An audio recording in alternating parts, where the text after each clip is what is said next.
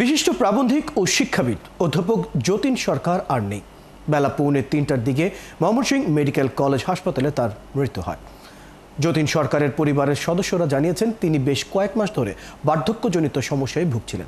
গত জুন মাসে বেশ কিছু কারণে শরীরে অস্ত্রোপচারের পর তাকে আর মেয়ের বাড়ির ময়মনসিংহে নেওয়া হয়।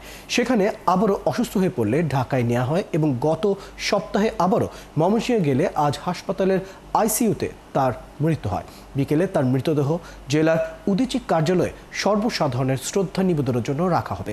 পরে সেখান থেকে নিজ জেলার নেত্রকোনায় জন্য নিয়ে যাওয়া হবে। অধ্যাপক যতীন সরকার 1936 সালে 18ই আগস্ট নেত্রকোনার কেন্দুয়ার চন্দপাড়া গ্রামে জন্মগ্রহণ করেন। ময়মনসিংহের নাসিরাবাদ কলেজের বাংলা বিভাগের সাবেক এই শিক্ষক সুদীর্ঘকাল ধরে মননশীল সাহিত্য চর্চা, বাম রাজনীতি এবং প্রগতিশীল আন্দোলনের সঙ্গে জড়িত রয়েছেন। তিনি 2 মেয়াদে বাংলাদেশ উদীচী শিল্পী গোষ্ঠীর কেন্দ্রীয় সংসদের সভাপতির দায়িত্ব পালন করেন। লেখক হিসেবে তিনি 2010 সালে স্বাধীনতা পুরস্কার, 2007 সালে বাংলা একাডেমি সাহিত্য পদক সহ বিভিন্ন সাহিত্য পুরস্কার ও অসংখ্য সম্মাননা লাভ করেন। দর্শক, এই নিয়ে আরো বিস্তারিত কথা বলতে আমাদের সাথে সহকর্মী বাবুল হোসেন যুক্ত হচ্ছেন ময়মনসিংহ থেকে। বাবুল হোসেন, কি পরিস্থিতি ওখানে দেখছেন? মরদেহ আনা হয়েছে কি উদীচী কার্যালয়ে এবং কারা কারা এসেছেন? সর্বশেষ খবর জানতে চাই। রয়্যাল এখন থেকে 1 ঘন্টা আগে 4:30টার দিকে এই উদীচী ভবনে এই অধ্যাপক যতীন সরকারের মরদেহ নিয়ে আসা হয়েছে।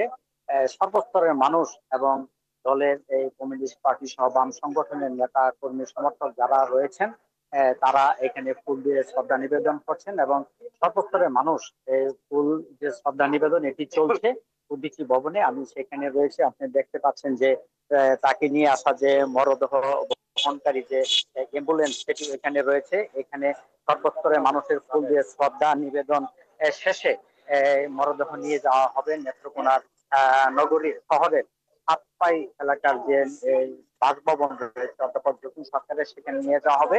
এরপর কেন্দ্রীয় শহীদ মিনার যেটি নেত্রকোনা রয়েছে সেখানে সর্বস্তরের মানুষের ফুল দিয়ে শ্রদ্ধা নিবেদনের জন্য সেখানে শহীদ মিনারে রাখা হবে এবং এরপর তারপরে শেষ অনুষ্ঠান যেটি অনুষ্ঠান হচ্ছে সেটি নেত্রকোনাতে হবে।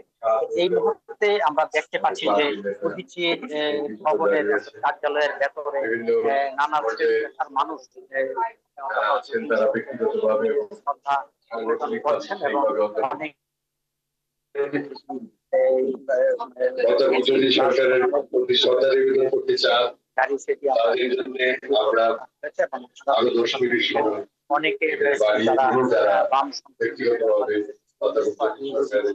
মহিলা পরিষদ আমরা যারা আছে তারা